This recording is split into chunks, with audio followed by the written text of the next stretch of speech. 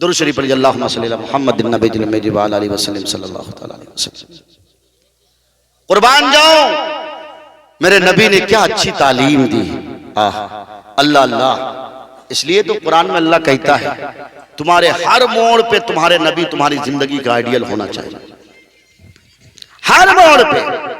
لیکن ہماری نوجوان نسل کس کو اپنا آئیڈیل مناتی ہے؟ پتہ ہے آپ کو ان کی ہیئر اسٹائل، آپ خود جانتے ہیں، سمجھدار نوجوان، ان کے داڑھی فرینچی کٹ، اور پھر یہ نوجوان نسلیں ویڈیو دیکھتی ہیں، وہ کہتی ہیں اللہ کی مدد نہیں آ رہی، حماس میں غزہ کی پٹی پہ لوگوں پہ ظلم ہو رہا ہے۔ کس منہ سے کہہ رہے ہو؟ آپ تو خود یہودیوں کے دلے معلوم ہو رہے ہو، آپ تو خود یہودیوں کے باقاعدہ پروردہ معلوم ہو رہے ہو، آپ کیسے اپنی زبان سے یہ بات کہہ سکتے ہو؟ اگر سچی ہمدردی ہے تو راتوں کو جگنا پڑے گا، راتوں کو رونا پڑے گا، بھائیوں کے لیے دعائیں مانگنا پڑیں گی، مسجد اقصی کے لیے زاروں قطار آنسو بہانے پڑیں گے۔ نعرے لگا لینے سے کوئی قوم ترقی نہیں کر پاتی ہے۔ صحابہ کا اگر نعرہ تھا تو وہ الگ تھلگ نعرہ تھا، وہ ایک الگ نعرہ تھا، لوگوں میں بتا یہ رہا تھا عید کا دن ہے، میرے نبی غمخاروں کے غمخار، غریبوں کے مسیحا، مظلوموں کے سروں پہ ہاتھ رکھنے والے، بچیوں کی زندگیاں بچانے والے۔ اللہ اللہ اللہ اللہ کیا کہنا، میرے نبی عید کا دن یتیم بچوں کو ڈھونڈ ڈھونڈ کے لاتے ہیں، اپنے دست مبارک سے نہلاتے ہیں، اور پھر اس کے بعد اچھے کپڑے پہناتے ہیں، اور پھر اس کے بعد سرما لگاتے ہیں، اور اس کے بعد کا واقعہ آپ جانتے ہو، اپنے کندھوں پہ بچوں کو بٹھال کر عیدگاہ کی طرف رواں دواں ہوتے ہیں۔ جن کندھوں پہ حضرت حسن اور حسین بیٹھا کرتے تھے، آج ان کندھوں پہ حسن و حسین نہیں ہے، آج ان کندھوں پہ یتیم کے بچے ہیں، آج ان کندھوں پہ لاوارث بچے ہیں۔ جن بچوں کو مکہ کی گلیوں میں گالیاں دی جاتی تھی، محمد رسول اللہ صلی اللہ علیہ وسلم نے ان نہتے بچوں کو، ان مظلوم بچوں کو، ان لاوارث بچوں کو، ان لاوارث بچوں کو اپنے کندھوں پہ رکھ کر عیدگاہ لے جانے کا مقصد کیا ہے؟ صاف صاف اس بات کی تعلیم ہے، لوگوں لاوارث بچوں سے پیار کرو، یتیم بچوں سے محبت کرو۔ آج وہ لاوارث اور یتیم ہے، ممکن ہو کہ تیری نسل میں بھی کوئی لاوارث اور یتیم ہو جائے، تب کیا حشر ہوگا؟ اس لیے میں کہتا ہوں آپ سب سے، میں نے آپ کے سامنے قرآن کریم کی آیت پڑھی ہے، ان اللہ لا یغیر ما بقوم حتی یغیروا ما بانفسہم۔ حالات بدل سکتے ہیں۔ حضرت عمر فاروق کے فلسطین تشریف لانے کے بعد کیا واقعہ ہوا تھا؟ یہودی عیسائی طاقتیں بھاگنے پر مجبور، ان کے دار کھٹے، پھر حضرت عمر فاروق نے مسجد اقصی میں اذان دلوائی، اور اس کے بعد قبۃ الصخرہ، جس کے بارے میں آپ کو میں بتا رہا تھا، ڈیم افرا، جہاں پر کچڑے رکھے ہوئے تھے، حضرت عمر فاروق خود اپنے دست مبارک سے ان کچروں کو، ان کوڑوں کو ہٹانے لگے، اور یہ اعلان کیا کہ مسجد اقصی سب کے لیے ہے، یہاں کے دروازے ہر ایک کے لیے کھلے ہیں، عیسائی بھی آ سکتے، یہودی بھی آ سکتے، لیکن کوئی منمانی نہیں کر سکتے۔ بتاؤ ان یہودیوں کو کوئی بتائے تو صحیح، جب عیسائیوں نے تیرا جینا دوبر کر رکھا تھا، اس وقت فلسطین میں انٹری تمہاری کس نے کروائی تھی؟ عمر فاروق نے کروائی تھی۔ اور میں بتاؤں تاریخ، خود ماضی قریب میں جس کے بارے میں ہلکی سی میں آپ کو جھلک دیا، آپ بھی جانتے ہو ہٹلر نے ان کو اتنا مارا تھا، بلکہ ہٹلر کا یہ نشانہ تھا کہ اس دھرتی میں کوئی یہودی بچہ نہ رہ پاوے، اتنا مار رہے تھے، اتنا مار رہے تھے۔ وہ تو ایک آدھ لوگ بچ گئے، ایک آدھ لوگوں کو بچا لیا گیا کسی طرح سے، اور اس کا الزام کس پہ رکھ دیا؟ مسلمانوں پہ رکھ دیا گیا۔ لیکن بتاؤ ہٹلر کے مارنے کے بعد جب کچھ لوگ بچ گئے تھے، اس وقت بھی ان پہ کس نے رحم کیا تھا؟ انہی فلسطینیوں نے نے رحم کیا تھا اور اپنے گھر میں جگہ رہنے کے لیے ان کو گھر میں جگہ دی گئی تھی. فلسطین میں ان کو آباد کر دیا گیا تھا. آج بھی تم میپ اٹھا کر دیکھو, اگر تم نہیں پڑھو ہو, ہندوستانی جغرافیہ کے نام سے کتاب ہے, مولانا عباس ندوی کی کتاب ہے, اس کتاب میں نے پڑھا ہے. ذرا میپ کھول کے دیکھنا, 1914 میں یہودیوں کا ہی فلسطینیوں میں صرف اور صرف یروشلم کے کنارے تھوڑی سی آبادی تھی, مٹھی بھر 14% سے بھی کم آبادی تھی. کچھ لوگ تو برطانیہ میں چھپے ہوئے تھے, کچھ لوگ امریکہ میں چھپے ہوئے تھے, لیکن لوگوں فلسطینیوں کا دل بہت بڑا تھا, فلسطینیوں کا دل بڑا نرم تھا.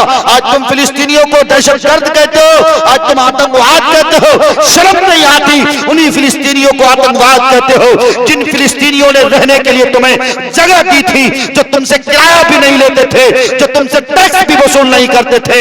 آج ان فلسطینیوں پہ ظلم کر رہے ہو, آج ان کے ہاسپٹلوں میں تم بم برسا رہے ہو, آج ان کے ہاسپٹلوں پر تم باقاعدہ طور پہ دھماکہ کر رہے ہو. جبکہ اقوام متحدہ کی جب تاریخ بنی تھی تو یہ مسلم بات کہی گئی تھی کہ کچھ جگہ ایسی ہے جہاں پر بم بارود نہیں برسائے جا سکتے, جہاں پر ظلم نہیں کیا جا سکتا ہے.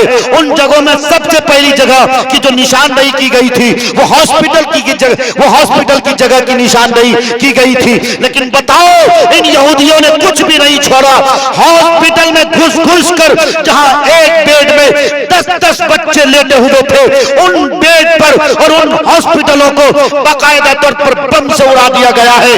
ایک رات میں ایک نہیں دو نہیں 700 اور 800 بچے بیڈ میں ہی تڑپ کے مرنے پہ مجبور ہوئے ہیں. کس نے یہ ظلم کیا ہے, کس نے یہ ظلم کیا ہے, کس نے یہ آتنک پھیلایا ہے, کس نے یہ دہشت گردی پھیلائی ہے؟ پھر کہتے ہو مسلمان دہشت گرد ہے. نہیں میرے بھائیوں, میں ہندو بھائیوں سے بھی کہنا چاہتا ہوں, میرا اور آپ کا تعلق کتنا پرانا ہے. خود اس ہندوستان کی ہسٹری پڑھ کے دیکھو, میں نے تم پر ہم کبھی بھی ظلم نہیں کیا ہے. ہم ہمیشہ سے بھائی چارگی کی طرح رہ کے آئے ہیں اور رہ کے رہیں گے انشاءاللہ. جب تک یہ ہندوستان رہے گا, آپ بھی رہو گے, ہم بھی رہیں گے, ہمیں بھی کوئی ہندوستان سے نکال نہیں سکتا ہے. تمہیں مایوس ہونے کی ضرورت نہیں ہے کہ RSS نے یہ کر لیا, بجرنگ دل نے یہ کر لیا. لوگوں, یہ سب بات کہنے کی ضرورت نہیں ہے. تم لوگوں کو برا بھلا مت کہو, کسی تنظیم کے ساتھ چھیڑ چھاڑ کرنے کی کوئی ضرورت نہیں ہے. اپنی محنت کرو. آج تمہاری قوم میں بتاؤ کتنے % لوگ ہیں جو جمعیت علماء ہند کو جانتے ہیں, کتنے % لوگ ہیں جو مسلم پرسنل لاء کو جانتے ہیں, کتنے % لوگ ہیں جو امامت شریعہ کو جانتے ہیں. میں سمجھتا ہوں مشکل سے 7 سے 8% لوگ ہیں جو امامت شریعہ, مسلم پرسنل لاء بورڈ اور جمعیت علماء ہند کو جانتے ہیں, اور جو بڑی بڑی تنظیمیں جانتے ہیں. اس میں غلطی کس کا ہے؟ جبکہ جمعیت علماء ہند کی تحریک 1919 میں وجود میں آئی تھی, اور پتہ ہے RSS کی تحریک 1925 میں وجود میں آئی تھی. 6 سال کا ڈسٹینس ہے, لیکن باوجود اس کے آج 250 سے زیادہ RSS کی شاخائیں ہو چکی ہیں. ڈور ٹو ڈور RSS نے اپنا سندیش پہنچایا ہے, ڈور ٹو ڈور باقاعدہ دروازے پر دروازے سے دروازے تک اپنا پیغام پہنچایا ہے. وہ محنت کر رہا ہے, وہ تعلیم میں محنت کر رہی ہے وہ تحریک, اس لیے وہ تحریک ترقی کر رہی ہے. آج جس ڈپارٹمنٹ میں چلے جاؤ تمہیں RSS اور بجرنگ دل اور وشو ہندو پریشد کے میرے بھائی تمہیں ملیں گے, لیکن کیا تیرے اور میرے بچے ملیں گے؟ تیرے اور میرے بچے کہاں ملیں گے؟ شراب خانوں میں ملیں گے. تیرے اور میرے بچے کہاں ملیں گے؟ تو رات میں باقاعدہ کوٹھوں میں ناچ گانے کی محفل دیکھتے ہوئے ملیں گے.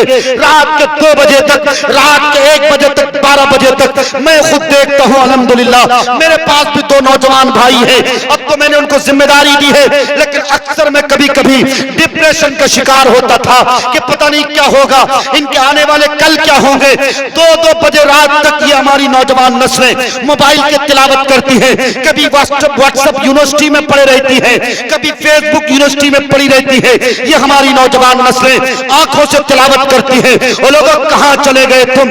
پھر کیوں کہتے ہو کہ RSS برا ہے, پھر کیوں کہتے ہو کہ وشو ہندو پریشد برا ہے, پھر کیوں کہتے ہو بجرنگ دل برا ہے؟ میں کہتا ہوں کسی کو برا مت کہو, بس اپنے دامن میں جھانک کر دیکھ لو تم کو کیا ذمہ داری دی گئی تھی, تم کر کیا رہے ہو, تم دنیا میں کس لیے بھیجے گئے تھے, اور تم دنیا میں کر کیا رہے ہو. کاش آج بھی اگر تم اپنی پرانی تاریخ کی طرف لوٹ آؤ گے, اپنے ماضی کی طرف لوٹ آؤ گے, اپنے پاسٹ کی طرف لوٹ آؤ گے, کامیابی تمہاری قدم چومے گی. قرآن کہتا ہے وَلَا تَهِنُوا وَلَا تحزنوا، غم زدہ ہونے کی ضرورت نہیں ہے، رنجیدہ ہونے کی ضرورت نہیں ہے، مایوس ہونے کی ضرورت نہیں ہے، بس تم اللہ کی رسی کو مضبوطی سے تھامو، انشاءاللہ اللہ کہتا ہے کامیابی تیری قدم چومے گی۔ ایک دور تو وہ بھی تھا جب میری تعداد، میری آبادی مٹھی بھر کی تھی، لیکن باوجود اس کے حکومت ہماری تھی، تاریخ ہماری تھی، ہر جگہ مسلمانوں کا بول بالا تھا، ہر جگہ مسلمان سر اٹھا کے زندگی گزار رہے تھے۔ آج میرا تیرا کیا حال ہے؟ اگر کسی تھانے میں جاتے ہیں سر جھکا کے جاتے ہیں، کچھ جگہوں پہ تو باقاعدہ داڑھی پہ دوپٹہ پردے رکھ کر کے جانا پڑتا ہے۔ کیوں یہ حال ہوا ہے؟ ہماری اور تمہاری وجہ سے ہوا ہے۔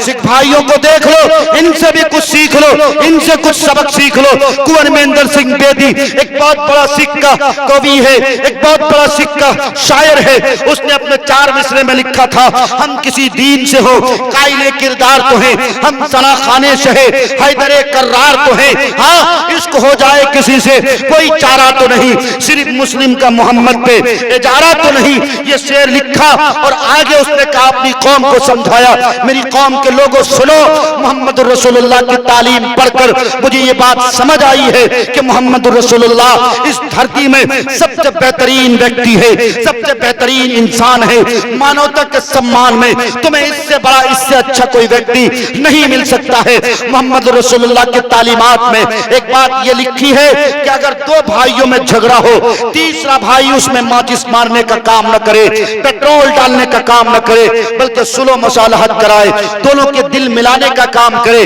تیسرا بندہ جب دل ملانے کا کام کرتا ہے، صلح مصالحت کراتا ہے، نبی کی حدیث ہے، نبی کی حدیث ہے، کنور مہندر سنگھ بیدی لکھتا ہے نبی کی حدیث کیا ہے، آگے کہتا ہے نبی کی حدیث یہ ہے کہ خانہ کعبہ کے طواف کرنے کے برابر اس کو ثواب ملتا ہے۔